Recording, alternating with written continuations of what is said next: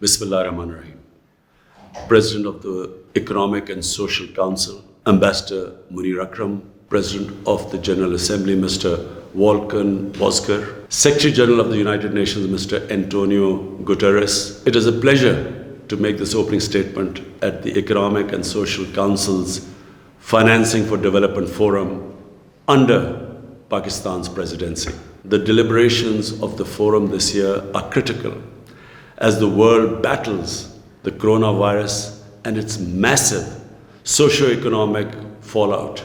Pakistan contained the first two waves of the virus through a policy of smart lockdowns. We implemented an $8 billion relief package to support the poor and vulnerable and to keep our economy afloat at the same time. Now, unfortunately, we are facing the third wave of the virus. Inshallah, we hope to defeat this. We need a lot of luck, like everyone does. The international community must ensure that the vaccine is available to everyone, everywhere, as soon as possible. If not, the virus will roam around and come back. Production of the vaccine must be ramped up. Patent and technology transfer restrictions should be waived to enable this. Vaccine nationalism and export restrictions are deplorable, as is the use of the vaccine to advance national foreign policy objectives. Excellencies, this forum is an important opportunity to adopt decisions on ways to mobilize the money needed by developing countries to recover from the COVID-induced recession and to restore them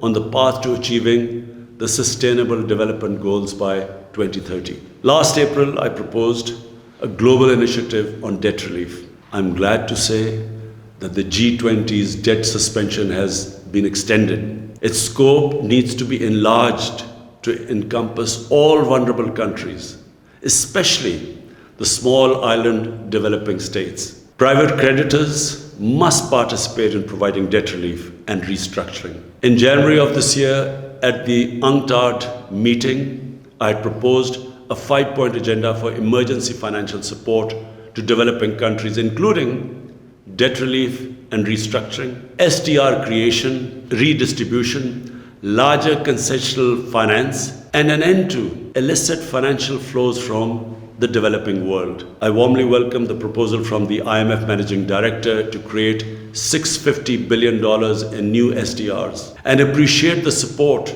for this from the largest shareholders, including the United States, China, the EU and Japan. The IMF, the World Bank and other developing banks now have an ample capacity to enlarge concessional financing for developing countries. The forthcoming IDA replenishment should be enlarged to $60 billion. Developing countries should also be able to borrow from the market at the prevailing low interest rates which are available to the developed countries. The Liquidity and Sustainability Facility proposed by the Economic Commission for Africa could be one of the ways to achieve this. The Panel on Financial Accountability, Transparency and Integrity, the FACTI panel, has proposed 14 recommendations to halt the outflow of trillions of dollars from developing countries. These recommendations should be endorsed by the United Nations and all financial institutions. The stolen assets of developing countries must be returned immediately and, more importantly, unconditionally. While speaking to the FACTI panel, I had proposed the imposition of a global minimum corporate tax to avoid profit shifting and tax avoidance by large corporations. I endorsed the recent US proposal for such a global minimum corporate tax. A moratorium should be declared on the exorbitant claims adjudicated against some developing countries in investment disputes, and unequal and exploitative investment agreements should be cancelled and revised. Excellencies, the challenge posed by the COVID crisis, as the UN Secretary General has said, is also a great opportunity to build back better. We must seize this opportunity to transform the world economy into one that is development oriented and environmentally sustainable. Pakistan's carbon emissions are among the lowest in the world, yet we are one of the most seriously affected and vulnerable country due to climate crisis. We have embarked on an ambitious program to create a green Pakistan through reforestation by planting 10 billion trees over the next 3 years, and introduction of renewable energy, electric vehicles, and a moratorium on coal-burning power plants. The developed nations must fulfill their commitments under the Paris Agreement and mobilize $100 billion annually in climate finance, as they have promised. 50% of this must be devoted to adoption programs of developing countries. The United Nations is well placed to take the lead in formulating and coordinating the implementation of a plan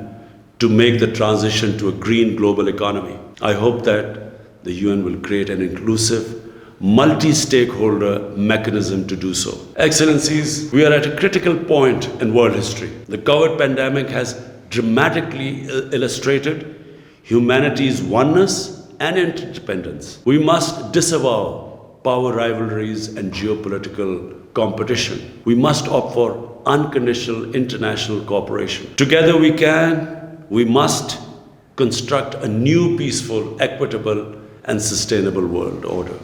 I thank you.